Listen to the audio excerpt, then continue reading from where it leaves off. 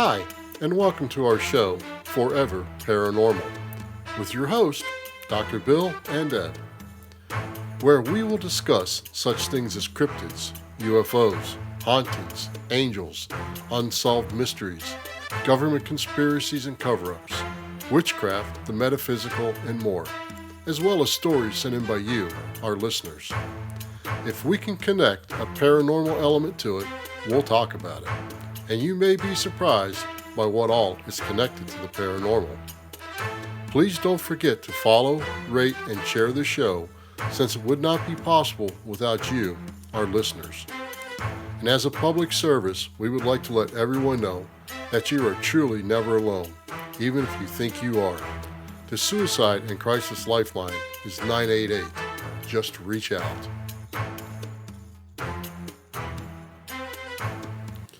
Hello everyone, and welcome to this week's episode, where we are going to talk about some haunted churches from around the world.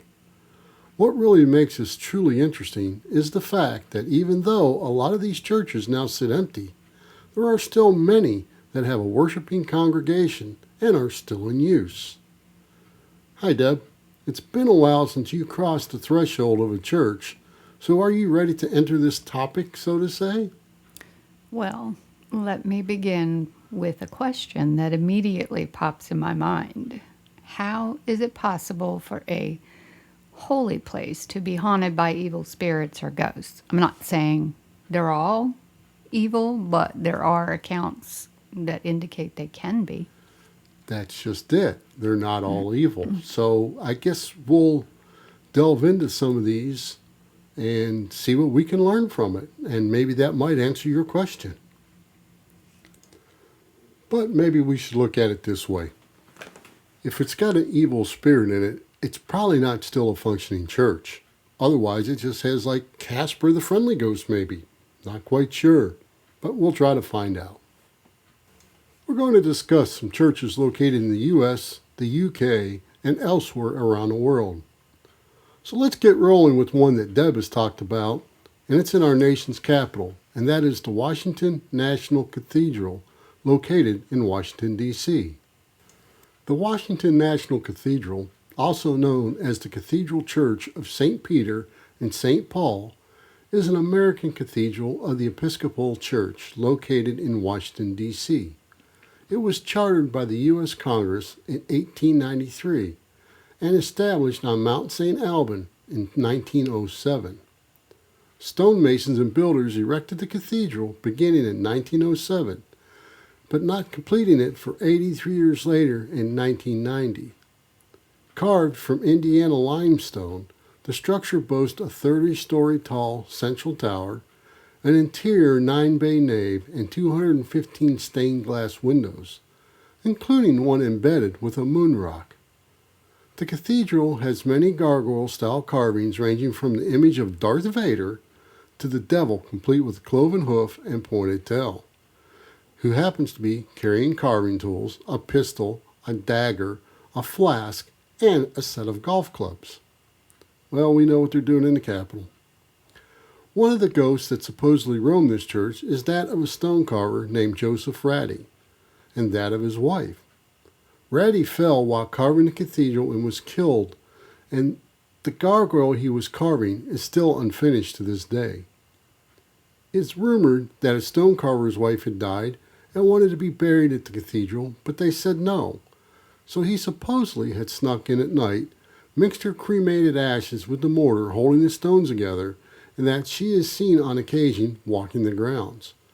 But probably the most famous ghost to be said roaming the grounds is that of President Woodrow Wilson, who can be heard walking the hallways at night. He is actually the only president buried at the cathedral. Yeah, there's not a lot of haunting tales that can be found, but I find it interesting. There are so many items and details within the buildings and on the grounds of this place that really encompass every facet of society through contests and requests and so on and so forth throughout history. Also, fun fact, I didn't know this, but Helen Keller and her teacher are buried there as well. Ah, well, that's pretty cool. I didn't know that. But it's like the carving of Darth Vader. The gargoyles, I call them gargoyles, but they're actually called a grotesque.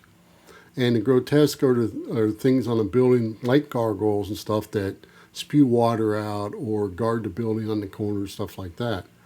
And it is pretty cool that the one of Darth Vader come from a contest held with children. And I believe it was through National Geographic, but I'm not quite sure on that. Right. Okay, for our next church, let's go ahead and cross the Atlantic and head to the Borley Church and Rectory in Essex, UK. Built in 1862, the house was installed as the residence for the parish rector and was instantly the subject of local gossip. The rectory was an imposing and strange building with a pointed and much photographed east frontage and cramped internal courtyard. The earlier rectory had burned to the ground in 1841, and the Gothic monolith that replaced it was ripe for excitable imaginations to run rampant. Local legends have been long established, primarily saying there was supposedly an old Benedictine monastery on those grounds and in that area around 1362. Local lore states that a local monk began a secret affair with a nun from a nearby convent. After the affair was discovered by their superiors, the lovers were brutally punished. The monk was swiftly executed, but the nun, Marie Laire, suffered a far worse fate, as she was said to have been bricked up in the convent walls and left there to suffocate and die. It is said that schoolchildren started seeing the ghost of the nun in 1863. Ah, but wait, there's more. In 1927, the Reverend Guy Eric Smith and his wife moved into the rectory, and the first instances of a modern haunting laid their roots. Shortly after moving in, the skull of a young woman was found in a cupboard by his wife. This discovery was said to have been the trigger for supernatural activity within the house. Immediately after the skull was discovered, a whole host of paranormal events were said to have occurred. Strange lights appeared, unexpected footsteps moved in the house, and ghostly apparitions of a horse-drawn carriage was seen nearby. Then, in 1930, Reverend Lionel Foister, Mary Ann, his wife, and their daughter Adelaide moved into the rectory. It would be this family, and Mary Ann in particular, who would become most synonymous with the ghostly happenings. The Reverend's report about these things included a variety of distressing claims, including the breaking of windows, strange writing appearing on the walls, their daughter being locked in a room to which there was no key, and objects such as bottles and stones were thrown about the house. Mary Ann would make additions to his report that would eclipse anything reported before. The Reverend's wife appeared to be at the center of the most extreme poltergeist activity, claiming to have been violently thrown from bed and periodically attacked by an unseen agent. With such strong poltergeist activity, one has to ask, was it their daughter Adelaide creating the activity? Possibly Mary Ann herself, or someone or something else entirely? But what about the church itself, you ask? Well, the church is claimed to be haunted, although with much less activity than the former Borley Rectory. Alleged paranormal activity includes phantom organ music, ghostly chanting, and the ghost of the nun moving about the churchyard. Ghost stories from the church and the rectory are frequently connected to a supposed Benedictine monastery in the area. Paranormal investigator Ed Warren claimed to have accidentally taken a picture of the ghost of a monk leafing through the books of the church. I ran across an article from Time magazine about this rectory, to which the Society of Psychical Research investigated a former ghost hunter's account from approximately 1929, I believe. And in the article, it says they indicate that much of the goings on were overstated and possibly faked by a rector's wife. That investigation was only pertaining to one of these accounts, however. I have not yet found that there were any investigations into any of the other rectors that stayed there and Yeah, their Deb, you're right. hauntings. And when we talk about, was it Marianne or Adelaide? Adelaide was a mere child at the time, between 2 and 4 years old, something like that. And so we can't really count her in for poltergeist activity. Marianne, possibly. Yeah, but there's another local legend out there that said the rector's wife, Marianne, was actually having an affair with one of the renters of the house. I guess they rented rooms out, and she was having an affair with one of them and used all this to cover up the noises and all the different things going on with the affair. So I tend to look on the side of they're not the first ones. They're not the only ones to have ghostly activity. So I'm going with the ghostly activity being true.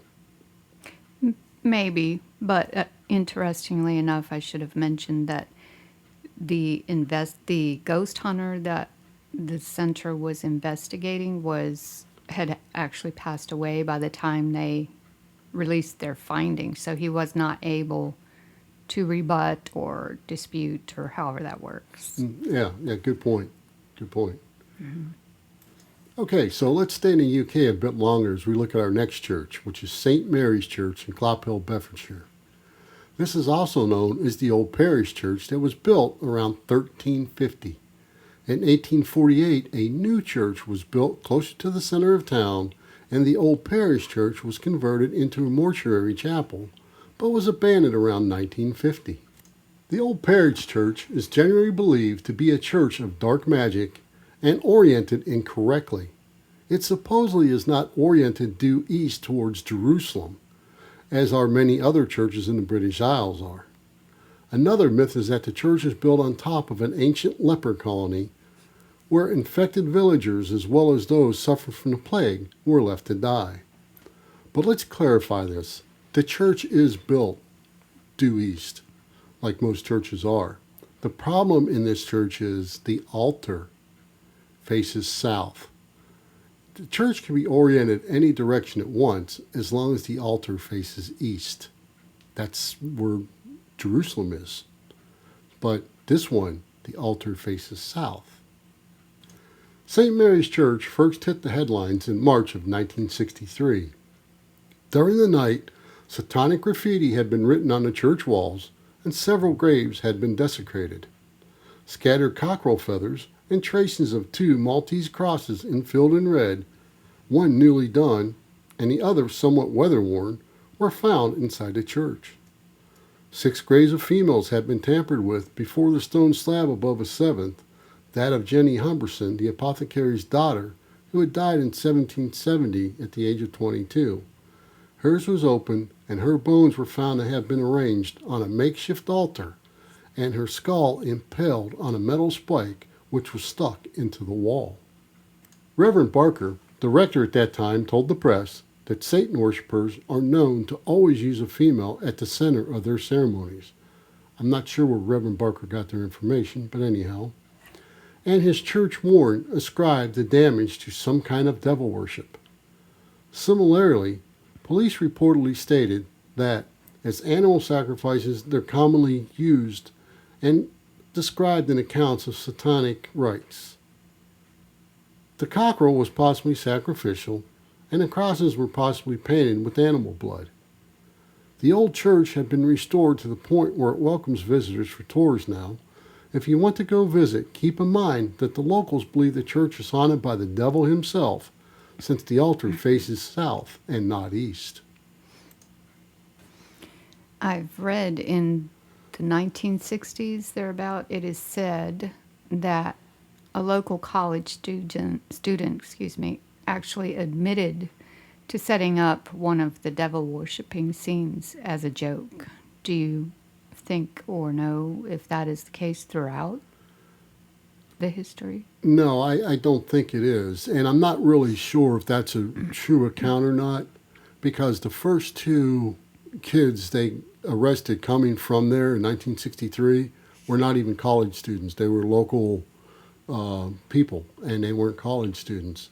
Then some college students claimed it as a prank that they had done, maybe for popularity, maybe for truthfulness. I don't think we'll ever know. Yeah. Okay, Deb. Now we need to come back across the Atlantic because, we can't talk about haunted churches without going to my favorite haunted location, the French Quarter of New Orleans. That's where you'll find the famous St. Louis Cathedral.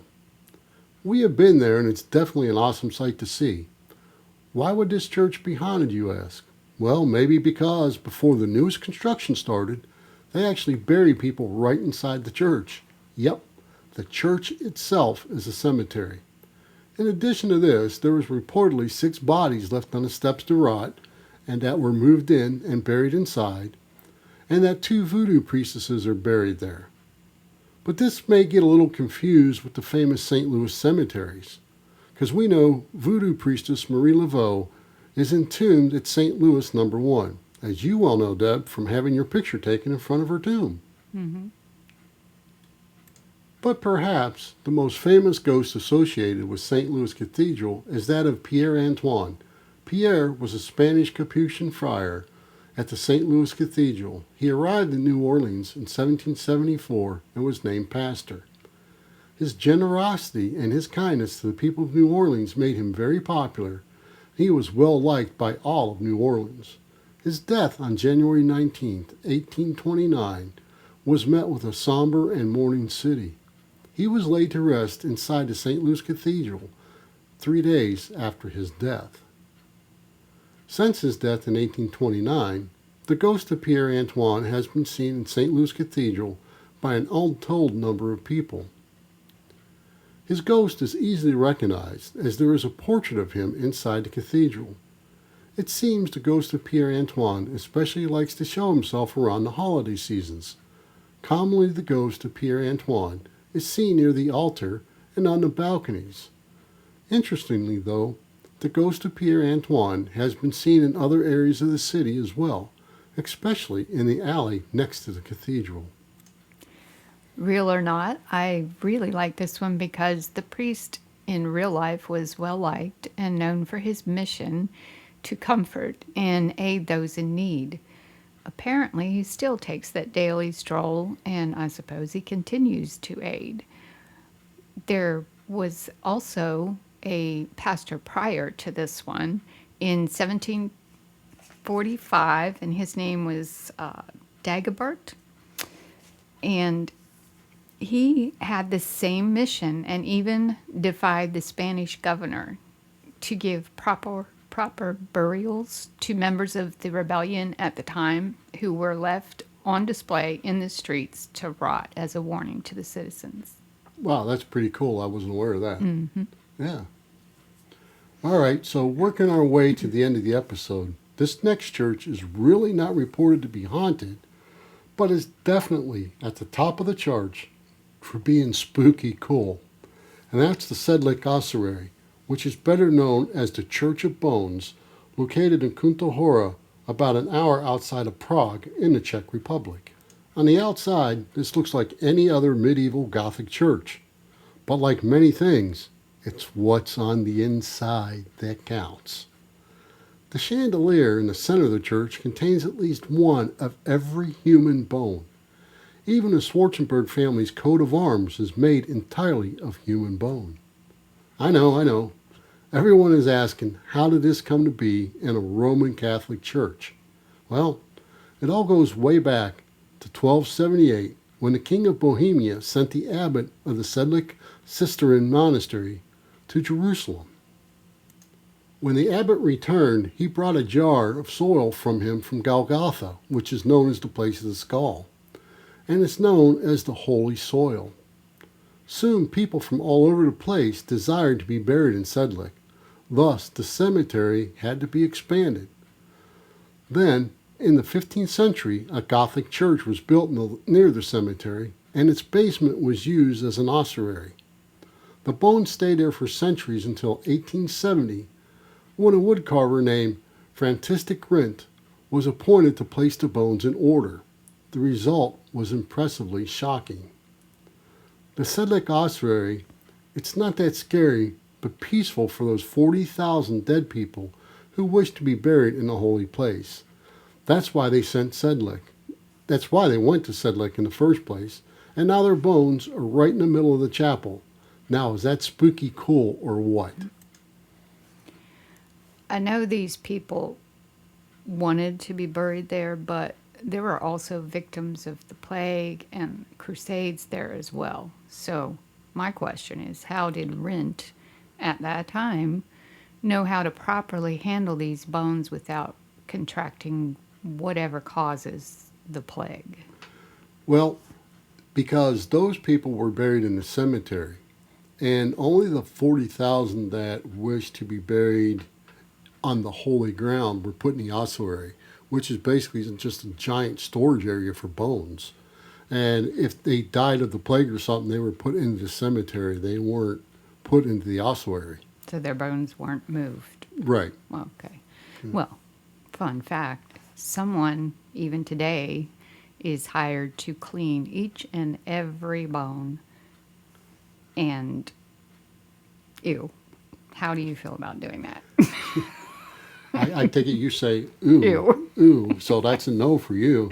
Well, you know, would you have a conversation with 40,000 skulls? So you're talking 40,000 people? Right. How would that work? And you're going to tell me that there's no reports of this place being haunted? There's no way this place is not haunted. It just can't happen. It's got to be haunted. It's got 40,000 people. Their bones are just all over this church. 40,000 people. It's got to be haunted. Got to be haunted. Question, since these 40,000 people wanted to be there, then the hauntings would be, I don't, Casper the Ghost kind of friendly, maybe? Yeah, I would say so because, hey, this is where they wanted to be buried. Why leave? Let's hang around. We're on holy soil. Maybe. Maybe. Who knows? Maybe. Okay. Well, folks, this brings us to the end of this episode. And as always, thanks for listening. Please like and share the show, and we look forward to your feedback. And until next time, when we discuss another tale yet to be told. Thank you for listening, and remember to like and share the show. We would also appreciate a 5-star rating wherever possible to help new listeners find the show. We welcome all questions or comments you may have about this or any other episode, and our contact information can be found in the show notes of this episode. You can also follow us at foreverparanormal.com. And if you'd like to support us, you can buy me a coffee at buymeacoffee.com/foreverparanormal. The links to these are also in the show notes of this episode.